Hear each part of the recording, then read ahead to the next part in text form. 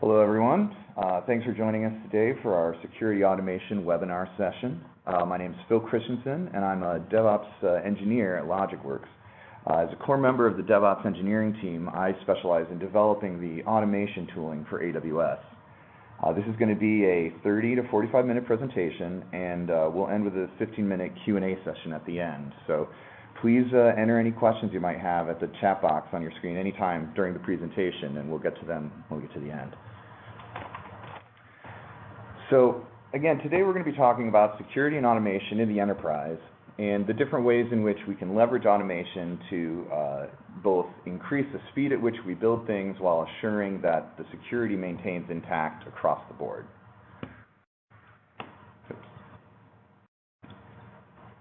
So we're going to break this up into three parts. Basically, first of all, we're going to talk about why we automate security. What do we get out of this following this process, and what kinds of advantages and pitfalls can we expect when we're going through this process? We're going to talk about some of the best practices for us to follow during build, maintenance, and monitoring, and we're also going to talk about how to prioritize among the things that we can automate. Obviously, our position at Logicworks is you can automate all the things, but we're going to help you decide which things to prioritize when you're building an infrastructure. As cloud engineers, we have to manage huge, extremely complex systems. And initially, when we moved everything to the cloud, we found everything getting easier and simpler because of all the advantages that cloud architecture brought. However, we keep finding new opportunities to leverage these things in cloud technology, and it becomes more complicated, and there's more bits and pieces that need to be put in place to build an architecture. Now, additionally, we want to ensure that we have the ability to adopt to the evolving security standards that are just common in our industry. A great example would be the Heartbleed protocol, the Heartbleed vulnerability. Once we address this across our infrastructure and updated the necessary libraries and so forth, we wanted to make sure we never had to do that update again. Now, the other issue is that security often has the highest priority during the initial build-out of an infrastructure. It's really easy to look at all the ports you expect to open and all the different security protocols that are going to be in place when you're doing that initial architecture of your back-end system. However, we also need to ensure that additional builds, should we take a template that we might have created and use it to create a new environment, or evolving changes to the current environment, we need to make sure that we gain the benefits of those legacy changes that happened in the past, as well as the evolving standards of our infrastructure. Now, we wrap most of our concerns about using a non-automated process around one primary issue, and that's that of human error. We are human beings that are subject to shortage when it comes to things like memory, and especially when we're doing repetitive tasks. And there's a variety of ways that this issue of human error evinces itself in the infrastructures we create. They can be things like inconsistent naming conventions, which throughout this we tend to come back to as a risk that isn't often recognized up front, but can really add an additional impact to the timelines that you're following when you're developing an infrastructure, and can increase the time it takes for you to do deploys of new software as well as maintaining existing installations. And then finally, if every time you build a piece of your architecture, you're following slightly different standards to do so, it makes audits that much more complex. By having an automated process that follows a templated build-out process, we can have a very simple set of documents that explain to auditors exactly what exists in a particular environment. Now, we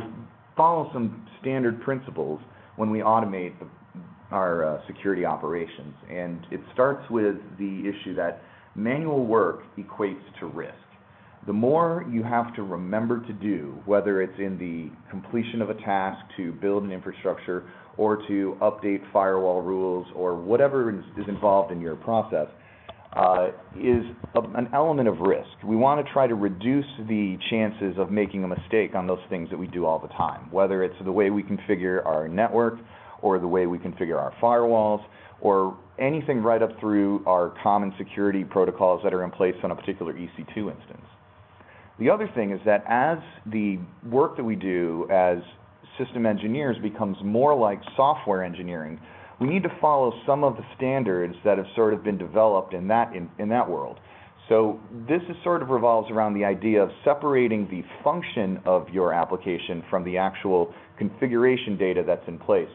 So in the case of software architecture, we like to separate our configuration data from our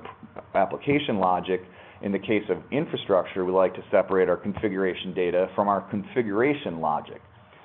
So by following these standards, we can create reusable components. And so instead of maintaining instances of a particular installation of software, we're really just maintaining that original template and trusting for the deployment of that template because we've already done so many times. Once you've deployed a particular template into production, the next time you do that same task and use that same template, you're going to find the process gets faster and faster each time as each run of the template tends to discover any sort of edge cases and bugs and things of that nature. We also, and this is a priority that really is strong within Logicworks as an MSP, we have to create infrastructures for many different clients all the time. But anytime we do some sort of specialized creation, some sort of server type or architecture that we haven't built before, anything we can do to leverage the things that we build in the future is always going to pay off. So what we try to do is look for a reduction of the amount of limited configurations that can be put in place and make sort of a standard configuration that we might be able to use again. This means that we can really leverage these things and try to make each build that we do faster and more efficient than the one we did before. And then finally, by following these principles, we establish a sort of library of standard patches that need to be applied to configurations to ensure that historical vulnerabilities are patched. Once we know that a version of OpenSSL must be at a certain level to be sure that a certain exploit won't be an option, we can code that into a sort of standard package that we apply to every infrastructure, and we get the advantages of all the things that we've learned in the past guaranteed applying to these new infrastructures. So in the process of doing this, Logicworks has come up with a sort of a four-stage pipeline of best practices, and we have selected different tools for each step of this process. Now, many of the decisions we made were based on things like the particular assets and skills that we had internally, but we find that for each one of these steps, any organization is going to find a set of tools that fill the particular needs they have for these elements. Now, for us, we've adopted for the first stage, the infrastructure build-out stage is really the most crucial for just about any infrastructure that gets built, because this is where the foundation of your environment is really going to lie. This is going to be the way that you configure your subnets and the VPCs that are in your environment, whether you're going to make peer connections between one network and another, and basically all of the general AWS resources that you might need to build. We've chosen to use CloudFormation to do all this stuff for a variety of reasons. One is that over time we've been able to establish a set of reusable templates that we can use for the most common build-out tasks. And we have sort of a set of templates that get us about 90% of the way through any kind of build, and it's really just the last 10%, those differences between different architectures, where we spend our time. So then, by the same extension, when we get into the configuration management step of things, where we're dealing with the actual configuration of the operating system that's running on the actual EC2 instances that we create ourselves,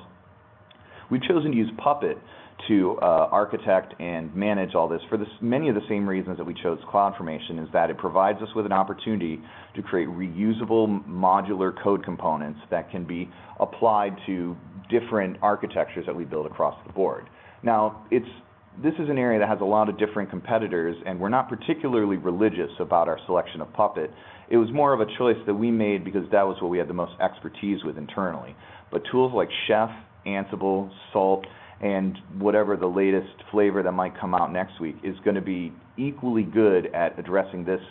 point of your architecture. What we're really looking for is continuing to adhere to the philosophy of infrastructure as code. We want to ensure that anything we do with a given instance is somehow documented in some kind of manifests, it describes what goes on to a particular server role in an environment.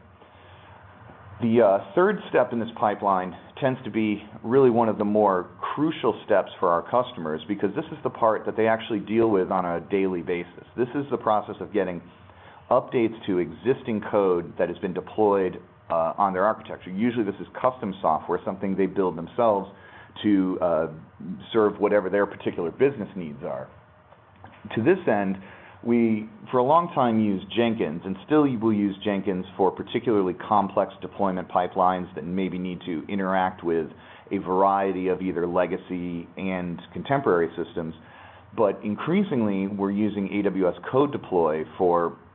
a lot of different deployment scenarios. Code Deploy has been our choice because it gives a really nice and straightforward interface for our clients to be able to execute their own deploys. If you are going to do this with Jenkins, you spend a bit more time doing the engineering side of things and also providing a secure system for your users to log in and authenticate into their build server, whereas using Code Deploy allows you to leverage the existing Amazon console. Finally, the fourth part of the component, and again, this is something that is crucial whether you are an individual organization or you're working with an MSP, and that's the monitoring of existing infrastructure. And we're not just talking about monitoring things like the actual performance or uptime of instances, but also things like the intrusion detection utilities that are necessary for HIPAA environments and PCI environments, the various log requirements that need to be put in place. These things are in addition to the performance monitoring that we already are used to doing in given architectures. And then finally, because we're dealing with an infrastructure as a service that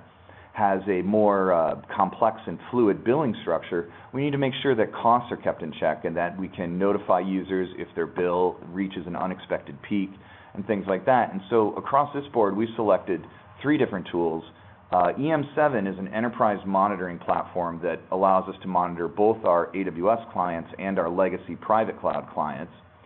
We use AlertLogic as a central component of our compliance monitoring for things like intrusion detection and daily log review. And then finally, we use CloudCheckr to watch for cost savings that can be had across the board. CloudCheckr also gives us some additional utilities for monitoring overall security and gives us really a lot of tools that are helpful when managing clients, a large number of clients across the board. So we have a number of case studies that we'd like to get into on this call, and this first one is an example of, we've launched one of the world's largest health information exchanges on AWS, and when we built this infrastructure, we had a variety of concerns, but the main one was focused around the idea that this client would need a new identical environment for every client that they signed up. And so on a periodic basis, we would get requests that needed a large number of servers built out exactly to the spec of what we had done before. Now, this is a perfect example for us to use CloudFormation. This gave us the ability to take all these elements of a standard client environment and codify them into a single template that took care of both the actual deployment of these items, but also ensuring that the compliance standards that we had to follow were kept up to date and that we were following the unique security requirements that this client actually required. So, as I mentioned, our solution was CloudFormation, and it really gave us an opportunity to get down and tune these environments exactly to the particular requirements of this client. Now, some of these requirements were things that didn't necessarily apply to AWS, but were a legacy part of old compliance decisions that were made in the past, things like certain security groups rules. And so this was one where we followed a more custom build, and it really gave us some insight into the kinds of optimizations that we needed to have in our automated build. Now, this extended to things like we wanted to avoid any sort of manual security group configuration for this client, as well as a guaranteed approach to naming, so that across the board it would be easy to see which resources were associated with which client environment, both for just management purposes and also for cost and other billing requirements. Now, To do this, we started on the idea of, it was really focused largely on the idea of CloudFormation substacks. CloudFormation has a ability to launch additional stacks from within a stack that you've defined and pass a set of custom parameters that can be used by that stack to implement and create whatever AWS resources you require. We use this to sort of emulate the class and instance model from software development. Our template becomes more of like a class, a description of a generic way to build an environment, and then we have parent templates that refer to this child template and just give the essential elements that are different from one particular installation to another. So in this particular code that you're seeing on your screen at this time, this is actually this page is for the first client's production environment. When we can see there's a number of mostly IP ranges and things of that nature, as well as the actual name of the environment itself. But then we have similar breakdowns where we can create for additional environments, for additional clients, we can create environments for those as well. And then the only changes that we supply are the differences between those environments. Again, this is a way of sort of abstracting away the details of a build and just focusing on the things that are different between one environment and another. Now, CloudFormation has an awful lot of things that it can do for you, and we try to use most of these capabilities. The most crucial aspect is building of the network foundation. We focus primarily on this at the beginning because this is the thing that's going to specify not only the overall security plan for a particular environment, but also how a client is going to interact with that environment, whether they're going to use a VPN connection to connect to their resources, or they'll have to go through some sort of bastion host. Additionally, this allows us to configure management tools like Puppet. So one of the core things that our the templates that we use to build new instances or autoscaling groups will do is tie into the automated Puppet user data process that we use that we'll talk about more a little bit farther along in the presentation. But basically it gives us the ability to connect those nodes into the Puppet master, which sort of kicks off that step between our infrastructure building and our configuration management. It allows us to allocate S3 buckets as well as ensure encryption standards are followed for those buckets. We can control the IAM policies and users that get created, as well as registering DNS names. So this is something that, as we've been following a more high availability approach with instances that need to be able to come up, and repair themselves and create a new instance on the fly, we want to make sure that those things can register their names with DNS so that we can have a distinction between one lifetime of an instance and another. Finally, we can also configure the essential steps like log aggregation and the particular buckets and the shipping policies that need to be in place to take care of the logging that is going to be shipping from your instances to services like CloudWatch logs, Splunk, and other tools. There's a variety of cool tricks that we followed, things that allow you to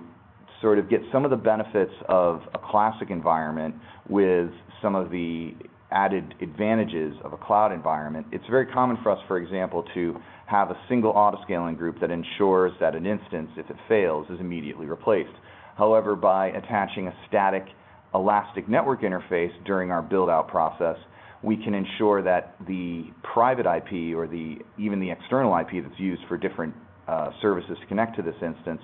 remains the same even while autoscaling might be happening in the background, either increasing or decreasing the number of instances that are deployed or repairing an instance that had been terminated. We can also take care of managing things like our autoscaling launch configurations themselves. This is something we use often to make updates to AMIs that are on file for particular launch configurations so that if an instance needs to be updated so that when it repairs itself, it starts from a fresher image,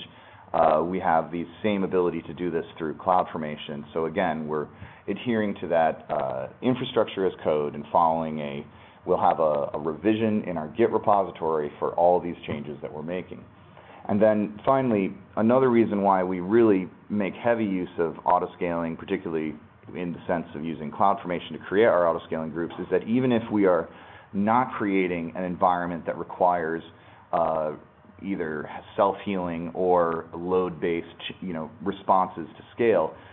we can still have the ability to terminate an instance and have it immediately replaced, so that while we're building out the initial architecture and testing that these sort of things work without any sort of human intervention, we have this ability to do so by terminating instances within an autoscaling group, ensuring it's going to be recreated.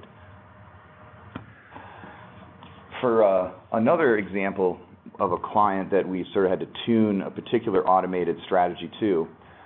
we helped a client build a fully PCI compliant e-commerce platform. This was a platform that really was going to be growing quite a lot, and there wasn't a certainty as far as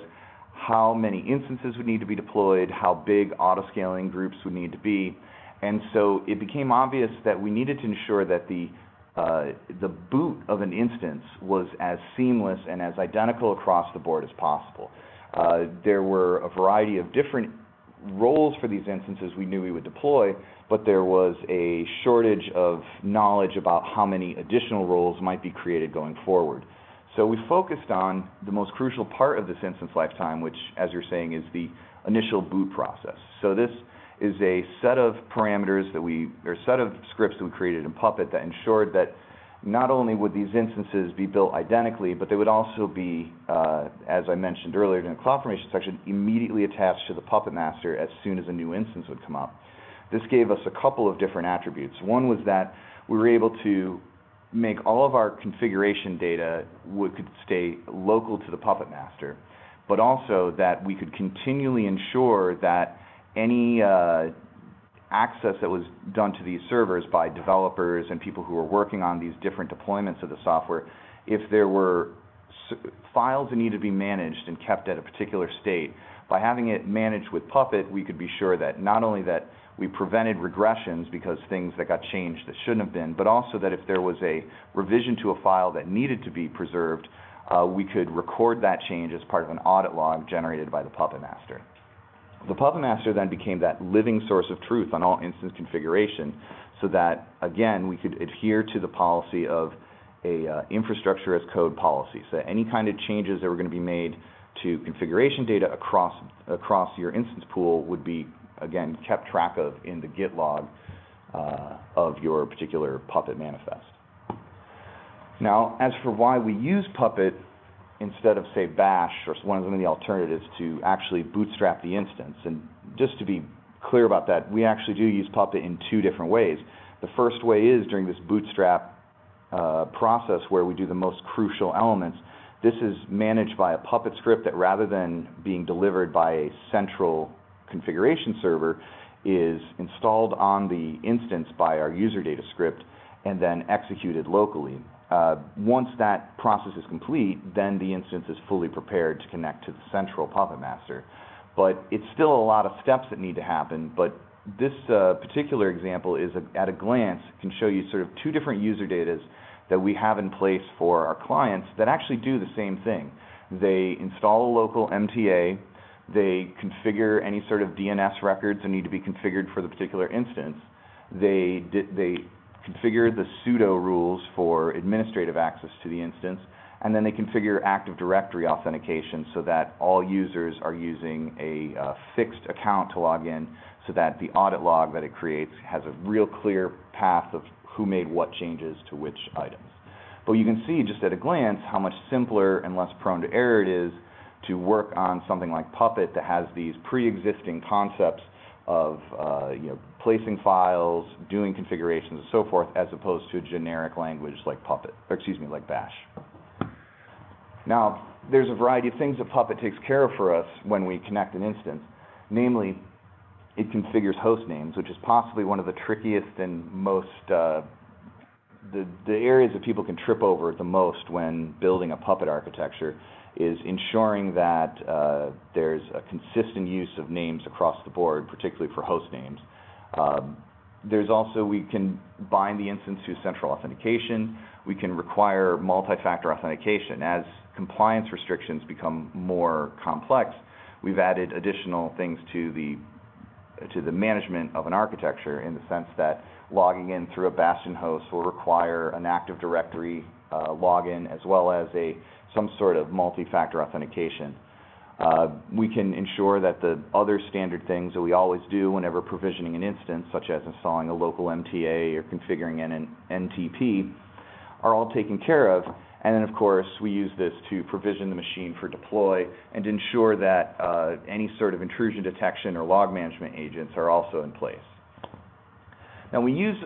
Puppet in a couple of ways that are a little different from some of the most common ways that it's used, and there's similar parallels for this in the other tools such as Chef and Salt and so forth. And the first thing that we use quite a lot is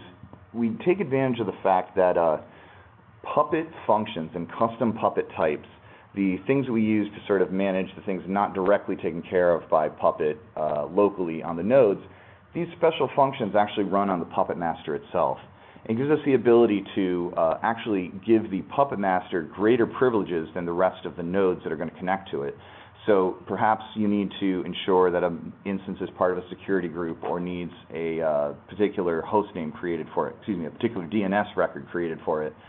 We can have the Puppet master have the EC2 role privileges to do those things, while the actual nodes themselves can remain relatively unprivileged, just in the case of a particular exploit or security issue. The other thing we can do is we can use Puppet apply to make configuration changes with the same rich configuration language that we're used to before the Puppet master even exists. So we can take care of those basic bootstrap items before we even have the necessary host name and other configuration elements in place to connect to the Puppet master. And then finally, because of Puppet's idempotent design, we can leverage the fact that we can take a snapshot of an AMI of a completely deployed instance, use that for our autoscaling groups to boot from, and know that Puppet is going to just make the changes that are necessary. It's not going to reapply, it's not going to rerun functions for tasks that have already been completed, and it's intelligent in that fashion to help us increase the speed at which instances will come up if they need to be either recovered from an autoscaling incident or they're actually self-healing in some way.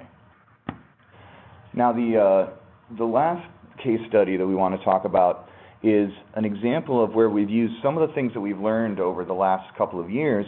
and applied them to a new technology that has come out relatively recently at AWS, and that's that we have a client who needed to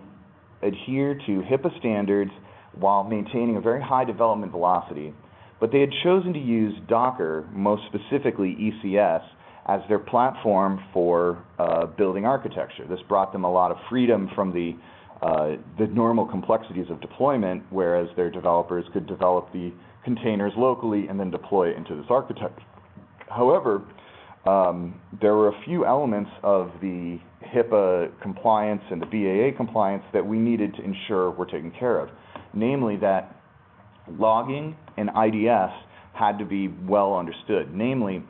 it was relatively easy for us to take care of the IDS component. To ensure that that intrusion detection was covered, we simply installed the alert logic agent on the hosts of the cluster, but not the containers themselves. This was sufficient because this can at least catch us the most common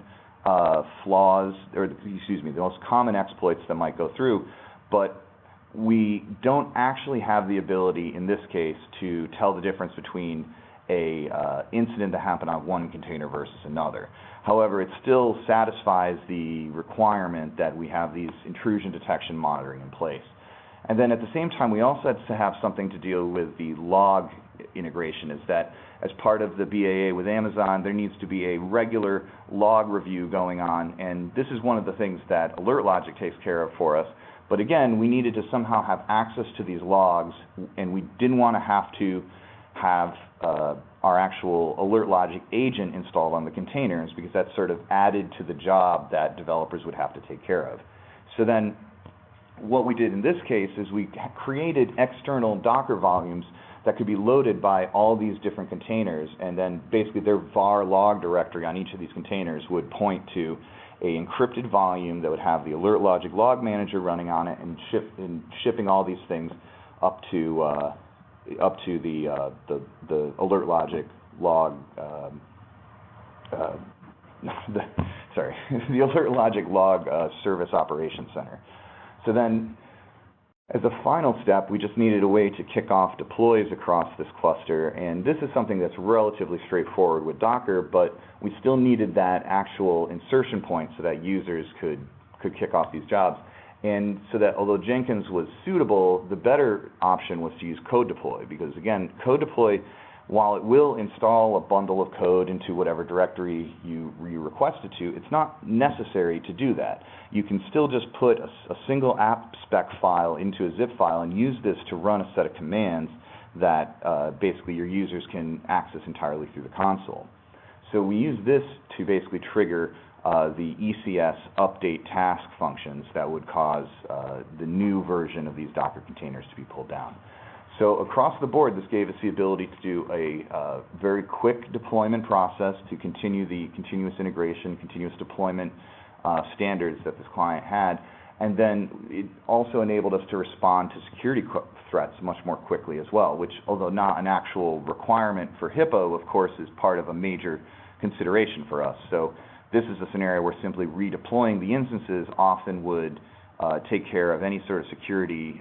issues that were in place, because whether we need to do something in an emergency where we could kill an element of the cluster and have it be recreated in turn, it was also equally valid for the users to recreate a container from the latest base version of whatever OS they're using and then push their changes equally quickly. Some other challenges that ECS took care of, though, one of the biggest things was ensuring our ability to do high availability. With ECS, we can ensure that enough containers are deployed across multiple availability zones so that if a failure happens to one of the AZs, we can still maintain that same standard that we've been following in our previous non-ECS deployments.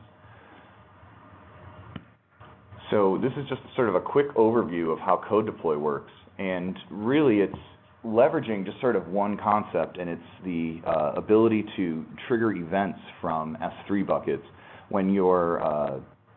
application bundle, which is really just a zip file, gets dropped into an S3 bucket that's been configured for code deploy. It will ensure that this bundle gets downloaded to however many instances you've either specified or requested by your deployment process, and run both, install whatever files into place that you specify, and also run any other commands that your app spec file might ask it to do so. It's really very simple, and really, once you get used to it, is particularly useful to create deployment processes that don't require your developers to have direct access to the instances in your environment. So again, this last step in our process is monitoring, and although it's the last thing we're discussing, it's actually one of the most crucial aspects of what we do as a managed service provider. And so we've selected these three tools for the sort of core elements of our monitoring practice. First of all, we have EM7, which is an enterprise monitoring tool that is particularly useful for us because it allows us to monitor both our contemporary AWS-based architectures as well as our legacy private cloud architectures that we built in the past and still maintain for obvious reasons. EM7 gives us a lot of options for automated reporting, for trend analysis, and it also integrates into our response process for our NOC engineers. The second element of our monitoring solution is primarily around cost monitoring, but can also be used for looking for accidental security flaws, things like security groups that are open to the world on crucial ports and things of that nature. But primarily, CloudCheckr lets us ensure that there's no cost spiraling out of control or unusual access that's been granted on any of the accounts that are under our managed provision. And then finally, we use alert logic for what we consider to be the most difficult but most crucial aspects of compliance, namely managing threats internally to the Amazon architecture. This is a challenge because of the fact that unlike a traditional environment, you can't just put a Ethernet card somewhere on the network and have it suck in all the packets looking for possible intrusions. So instead, alert logic has created an agent that can run on your EC2 instances and monitor the traffic that's inbound to those. Additionally, it also can take care of shipping all of your logs to a service operations center at alert logic that first of all, applies a series of heuristics to reduce the number of log lines down to a manageable number, and then has a variety of signatures and other descriptions of potential threats so that they can find potential exploits going on in your architecture that aren't exposed by the intrusion detection service. So the last part of our talk is when you're dealing with an environment that has come to the point where you realize it's crucial to start automating things, the real challenge is how do you determine what to automate? Now, as I said before, our position is you can automate everything, but it's not necessarily advantageous, especially for individual organizations, to try to do everything all at once. And so the first key is to look for the low-hanging fruit that is really straightforward to automate, but also covers the most edge cases where you might want automation in place. And for us, that's the first three elements on our, the first four elements on this list that are all tied around the idea of creating a strong foundation to build your architectures on. Namely that your security groups, your network ACL, and your subnet sizing for your VPCs are created not only large enough for your needs, but also have the appropriate security policies in place. That you have some networks defined as public networks that are directly on the internet, that you have others that are defined as going through a NAT gateway. All these things can be taken care of by CloudFormation. And then the fourth one that I added to the end here is the issue of naming, and that any of these tools are going to help you have a consistent naming process going forward. And we'll get into this in a minute, but this is something that's actually more of a security implication than people realize, is that making it straightforward to know which resources belong to which environments can prevent a lot of potential regressions with regards to security. But then once you've actually got your base infrastructure created, there's even farther you can go by using Puppet on your actual EC2 instance. And again, when I say Puppet, you could just as easily use Chef or Ansible or Salt. It's whatever is most appropriate for your particular organization. So for Puppet, we can configure things like default authentication, the encryption that we're using in place, whether we're using either Amazon hosted encryption or GPG running internally. We also can configure some of the other things that are core parts of the provisioning process, especially when Logicworks works with clients. There's often a set of things that are standard on every instance no matter what, because we always want to make sure that we have antivirus installed, that certain hosts or users have representation in the host or etc password files, and that certain software versions are up to date. All these things can be managed by Puppet, and we try to use the same sort of libraries across all of our client deploys so that in the need for an update, we can do all these updates consistently across the board. Now, I was saying about how naming is a really more crucial thing to consider than a lot of people realize, and this is a great example why. This is the thing that I really am always terrified to see when I open up an environment, is 20-some security groups that are all called Launch Wizard 1 through, I think we've got a number 10 right up there. And so this is really obviously an extreme situation, but if you need to go into a particular production machine security group and make a change to the ports that are open, and you end up going to Web 2 instead of Web 5, that can be a real problem. So this is just one of those small components of an automated build that can really reduce a lot of problems in the long run. Also, we can use some of these tools, such as CloudFormation and Puppet, to ensure that encryption are kept up to date. Now, on the left, you see an example of a bucket policy that can be applied to any S3 bucket to ensure that nothing gets uploaded without enabling server-side encryption, that any file that you uploaded is encrypted with a key that is provided either by Amazon or by your internal organization. We can also do things like create encrypted EBS volumes. If we're dealing with a compliant environment, we want to ensure that any volumes that we create as part of our templated build-outs are already encrypted. We can also ensure that, that takes care of creating the actual volume, the CloudFormation side of things, but then we can also want to use Puppet to ensure that the configurations that we install are configured, the applications that we install are configured to use whatever in volume we've added for their sensitive data. And then finally, one thing that we also do quite extensively, and this is again with the CloudFormation, is ensuring that consistent SSL ciphers are enforced across the board. If you want to use perfect forward secrecy every time you build an ELB, That's something that we're going to ensure as part of our CloudFormation scripts. Now, we also use these tools, these automation tools, to manage authentication a lot, and this brings up some other questions, things like how would we automate the managing of secrets? And there's a variety of tools that we can use, either that are hosted natively in Puppet or that we can leverage from AWS. So some of the things we talk about here is you can pass sensitive parameters into your Puppet classes or your Chef classes, what have you, rather than hard coding these things, and you can pass them into your templates from an external source. Once you have your templates created to work in that function, it's trivial to use some sort of secure source externally, whether that might be a separate Puppet repository that gets checked out with a set of JSON files for configuring these things, or if you're going to use some sort of external config service that is encrypted internally. These are all things that you can tie into a automated build that would be much more difficult to keep in sync if you were using either custom scripts or some of the less fully automated tools that are available. We also use these things to ensure that we've bound instances to an internal Active Directory if we need to ensure that we have that connectivity for audit logs, and also to ensure some of the other security elements are kept in place. This is a quick example of how you might use Hiera or Hiera, depending on your preferences for pronunciation, to have an external file that all your secrets are kept in. Now,